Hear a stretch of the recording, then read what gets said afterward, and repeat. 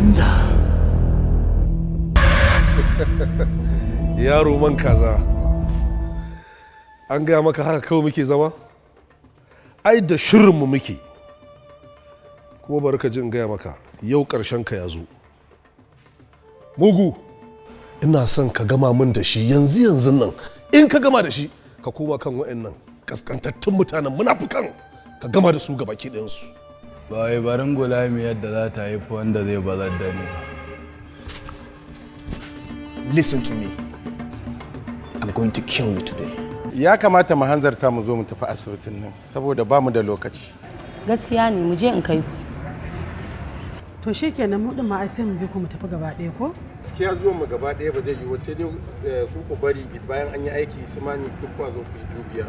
Amma zuwan ku gaba ɗaya hadari ne ko a tattare da ku. Hadari kamar yaya? Mutanen da suka kawo Amira farmaki za su iya biyo ku. Don haka kawai gwara dai in an yi aikin in ya so su sa zo su yi dubiya kawai.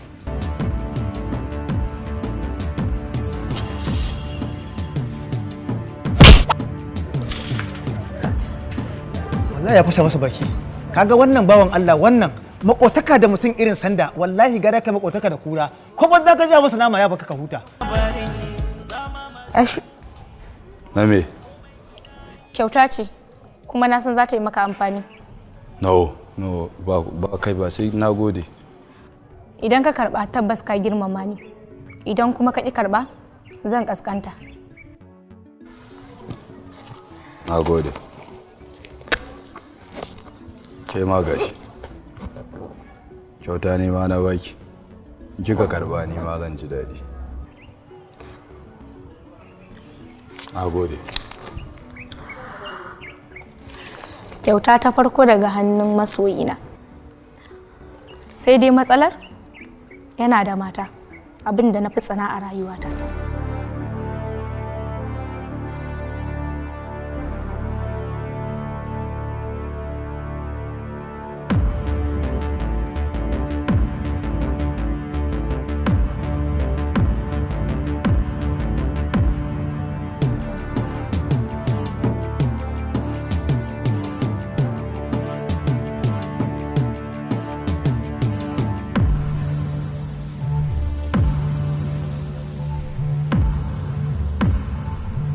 Polio, Sanda. you have crossed the boundaries that you must be punished. Yau din nan sai mun kawo ƙarshen duk wani abin da yake tsakanina da kai.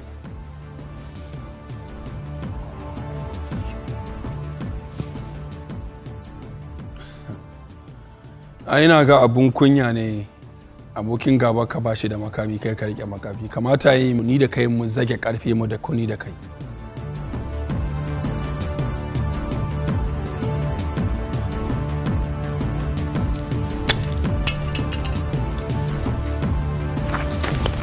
Sanda.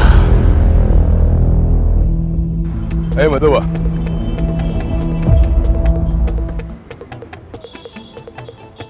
Ya na ganka kawo wani kile. To me sabo a ciki? Idan na bari ciwon hasada ya kashe ni Allah tsina. Na shafa na Sakira, na shafa na Tanimu. Kalle na har yanzu dan busu nunu. Me sirrin ne dan ammi? To me abun wala shiga cikin in gaya masu. Da dan adam mu zuba. Dar. To kaga ga sirrin nan. Wannan shine Abalasau. Da shi nake man kayan maganin cututtuka da dama na fata. Wannan kuma shine Abala Olive. Akai ake shafa an ka kula kai na za ga yana sheki yana kyalli yana maganin amosarin kai da sauran abubuwa. Ina nawa. Gashi na baka. Sabalu ma ba ta malulai. yanzu na ji magana. Ya mu tafi.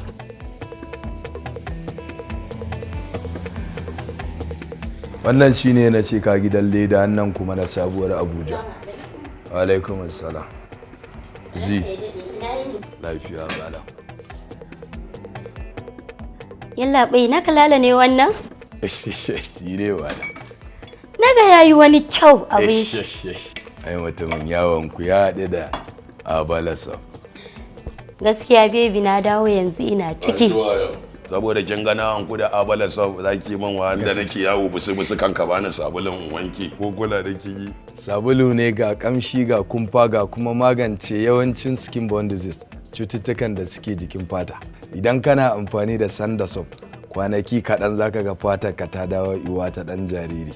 Masu buƙatar sari ko ɗaiɗai ana samun shi a dukkanin kasuwannin da suke Kano, kama da Kurmi, Kwari, Wambai da kuma Sabon Gari.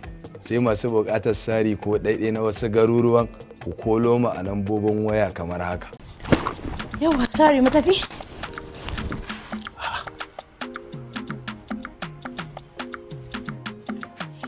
Ya haka wai, duk ina kayan kwalliyar da aka sa miki a lefe. Wallahi ni ko na goga su gaba ɗaya ba sa yi min kyau. To taron family fa za mu je.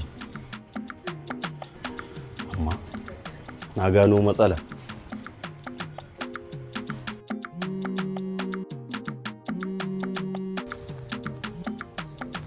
Alawayin yana? Kwamanta lewu. Safar. Mata safar. Safarfar. Afayam tutayam. Faɗan gwada mawale. Gaskiya fate-fate ya sanyi. Haka dole gulamai su zara hannu. Me ya faru buɗe ni? Ƙurar guda ɗaya ce sirkai nake yi. Ba ni da kai ba sirkai buɗe ni. Wallahi gaba ɗaya mai ɗakin tare gurguji. To da solution ai. Yash.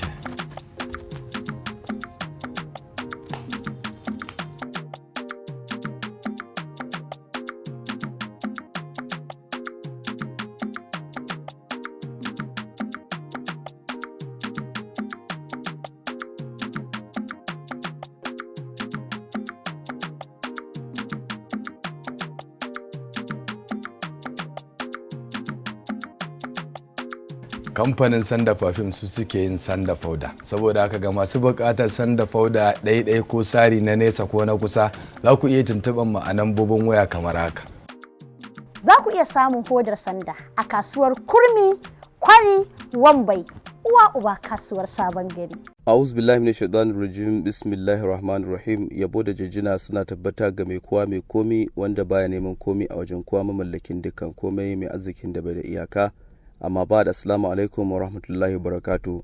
Masu sauraron mu a daidai wannan lokaci, wannan cibiya ce ta Al-Fuad Islamic Research Center, cibiyar da kuke je a kafafen sada zumunta na zamani wadda ta kware take da kwararrun ma'aikata, wadda yanzu haka take da reshe a cikin garin Bauchi da kuma Kano da Niyami a jamhuriyar Niger. Cibiyar Al-Fuad Islamic Research Center cibiya ce wadda take bayar da maganin sanyi, maganin cutar HIV, mata masu matsala ta wasa da gaban ɗa namiji ko kuma ɗiya mace wanda ake kira da istimna'i, ko kuma masu matsalar hawan jini, ciwon suga, ciwon anta, ciwon koda, da kuma mata waɗanda suke da matsalar haihuwa ko kuma maza baki ɗaya. Idan kuka shigo wannan cibiya ta Al-Fuad Islamic Research Center, da izinin Allah za ku samu sauki a bisa dukkanin lalurorinku da suke damun ku, waɗanda kuke neman magani yau da gobe amma ba a samu dacewa ba. Ku garzaye wannan cibiya ta Al-Fuad Islamic Research Center wadda take da babban reshen ta a jihar Kano, Zoo Road, Amana Plaza kusa da Shoprite. Wadda kuma idan kuka koma a jihar Bauchi, muna na a Kobe Street kusa da Shari'a Court of Appeal, inda a jamhuriyar Niger kuwa wannan cibiya ta Al-Fuad Islamic Research Center tana nan a Niyami. Kai dai kawai ka garzaye wannan cibiya ta Al-Fuad Islamic Research Center, cibiya ce wadda ta kware take da kwararrun ma'aikata, sannan kuma ba ma duba ba ma tsafi.